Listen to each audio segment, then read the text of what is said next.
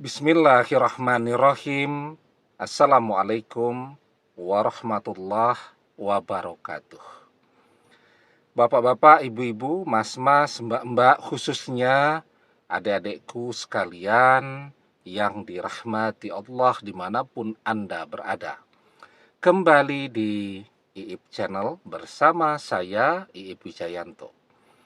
Kali ini kita akan membahas tema mantan menolak balik kepadamu dengan kasar, yang membuatnya jadi terikat jodoh denganmu selamanya. Jadi mungkin setelah perpisahan itu terjadi, kita sampai meminta-minta kepada mantan, memohon agar dia mau kembali bersama kita lagi.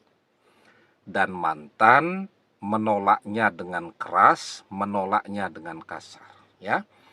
Padahal kita tahu persis bahwa mantan ini adalah orang yang baik, dia sopan kepada siapa saja. Kok dengan kita tega dia melakukan penolakan dengan kasar, dengan keras seperti itu. Tetapi tanpa dia sadari, karena faktor itulah dia akan terikat jodoh dengan kita selamanya, ya. Kenapa demikian?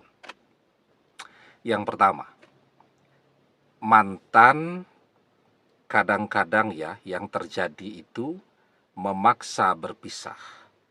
Sementara kita tidak tahu ya alasannya apa. Pokoknya dia memaksa saja berpisah. Atau kalaupun ada alasannya dengan alasan yang dia buat-buat. Ya. Jadi ketika semuanya sudah kita berikan, kita sudah jungkir balik untuk dia, tahu-tahu ndak ada angin, ndak ada hujan, dia memaksa berpisah.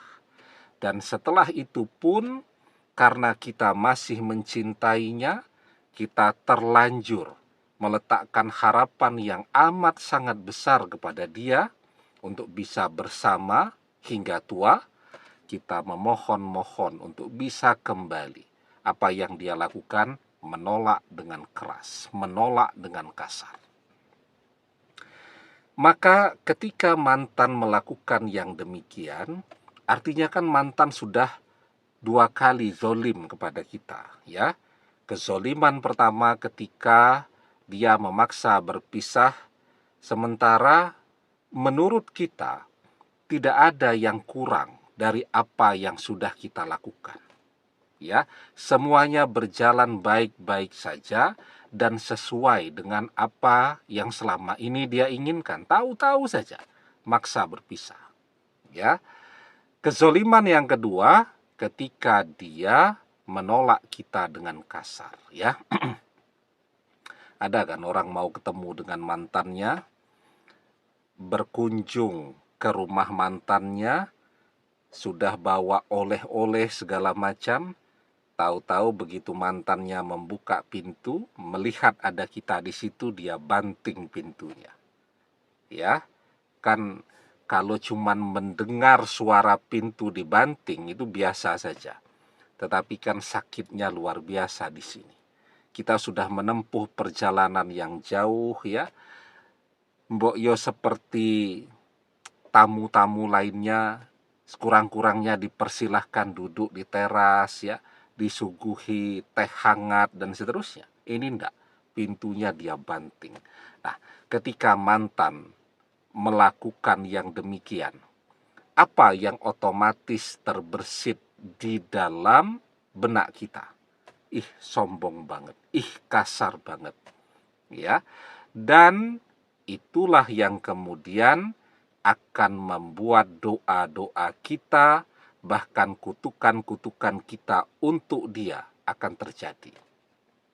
Ada kan begitu mantannya banting pintu, hatinya atau bahkan lisannya langsung mengeluarkan kutukan, kamu akan datang merangkak balik kepada saya.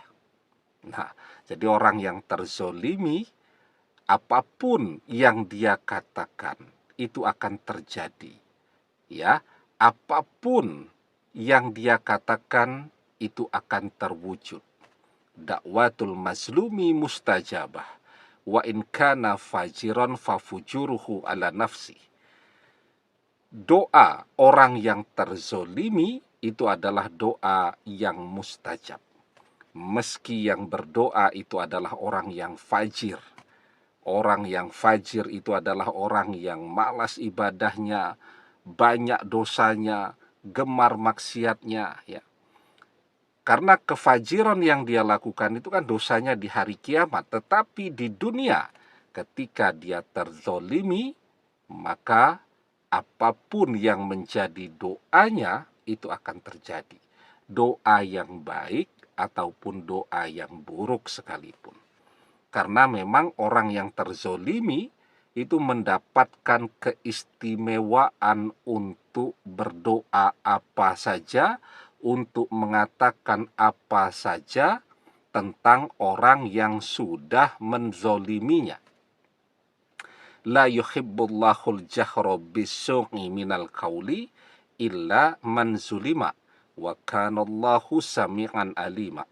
Allah tidak menyukai ucapan yang buruk dengan terus terang, illa man zulima, kecuali bagi orang-orang yang terzolimi.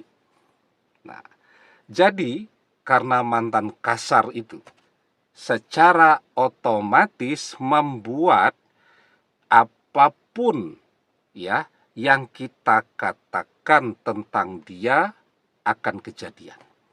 Maka di dalam sebuah hadis kita diajarkan wattaqi da'watal mazlum fa innahu laisa bainahu wa bainallahi hijab. Takutlah kepada doa orang yang terzolimi, karena sesungguhnya tidak ada hijab, tidak ada pembatas antara dia dengan Allah. Ya, sebabnya yang kedua, kita terzolimi. Ya, mantan kasar kepada kita. Padahal dengan orang lain dia begitu halus, begitu santun, dan seterusnya. Kita yang begitu berjasa untuk dia, dia kasarnya luar biasa. Dan itu akan memberikan energi dan kekuatan kepada kita untuk tidak pernah berhenti berdoa sampai apa yang kita inginkan terjadi dalam kehidupan mantan. Itu doa dari orang yang terzolimi itu luar biasa. Ya, bahkan dia tahu sepertiga malam menjelang fajar itu adalah waktu yang sangat mustajab untuk berdoa. Bangun dia di waktu itu. Bahkan kadang-kadang tidak tidur dia. Ya, dan di situ dia berdoa. Dia memohon pertolongan Allah agar apa yang dia inginkan terwujud. Jadi orang yang terzolimi itu punya energi yang besar. Ya, jadi kemarahan yang kita rasakan ketika kita terzolimi itu memberikan kepada kita energi yang besar. Dan energi yang besar itu ya akan membuka pintu-pintu langit. Kalau kita berdoa dalam keadaan antara butuh dan tidak, kan kadang-kadang kita berdoa begitu, ya, semuanya tercukupi, maka kita berdoanya itu ya tidak terlalu fokus, ya, bahkan tidak terlalu semangat, hatinya kemana-mana dan seterusnya. Kan banyak tuh yang berdoa begitu. Berdoanya agar sukses yang muncul di benaknya wajah-wajah artis dan seterusnya. Tapi kalau orang sedang marah, berdoanya betul-betul fokus. Ya, dia ingin mantan datang balik merangkak kepada dia. Itu tuh yang muncul di dalam benaknya. Jadi susah loh ya. Berdoa itu jadi satu kesatuan antara hati, lisan, dan pikiran itu susah. Padahal di antara ketiganya itu, yang terkuat itu berdoa dengan pikiran. Ya, jadi banyak kan kita berdoa dengan hati, dengan lisan, tapi pikiran kita memikirkan yang lainnya. Tapi kalau orang sedang marah, enggak, dia betul-betul bisa fokus. Dan apa yang dia bayangkan kepada orang yang sudah menzoliminya, itulah yang akan kejadian. Ya, idza tamanna ahadukum falyaksir fa innama yas'alu rabbahu azza wa jalla. Ketika salah seorang di antara kalian berangan-angan, maka perbanyaklah. Ya, jadi maksudnya itu perbanyak berangan-angan yang baik atau perbanyak berangan-angan yang sesuai dengan apa yang diinginkan. Karena sesungguhnya dia sedang berdoa, dia sedang memohon, dia sedang meminta kepada Robnya, Allah Azza wa Jalla. Ya, itu yang kedua. Dan kemudian yang ketiga, bahwa ketika seseorang terzolimi begitu, doanya terkabul, dan apa yang menjadi doa itu bahkan bisa mengubah takdir. Ya, orang yang tidak terzolimi, dia berdoa biasa-biasa saja, dan dia tekun di dalam doanya, takdir bisa berubah. Ya, jadi misalnya dia ditakdirkan tidak punya apa-apa, hidupnya sederhana, ya, tetapi dia berusaha keras untuk bisa jadi kaya. Dia perkuat dengan doanya. Berdoanya ya biasa-biasa saja. Ya, itu pun takdir yang sudah digariskan bahwa dia tidak jadi kaya, insya Allah bisa berubah. Apalagi ketika dia ini adalah orang yang terzolimi, maka otomatis kan doanya akan memiliki kekuatan yang ganda, amat sangat kuat. Dan itulah yang kemudian dengan izin Allah akan mengubah takdir. La yaruddul qada'a illa du'a. Tidak ada yang bisa menolak takdir illa du'a, kecuali doa. Ya, jadi ketika mantan itu menolak kita dengan halus, dengan santun, dengan alasan yang rasional, mungkin kita tidak akan marah.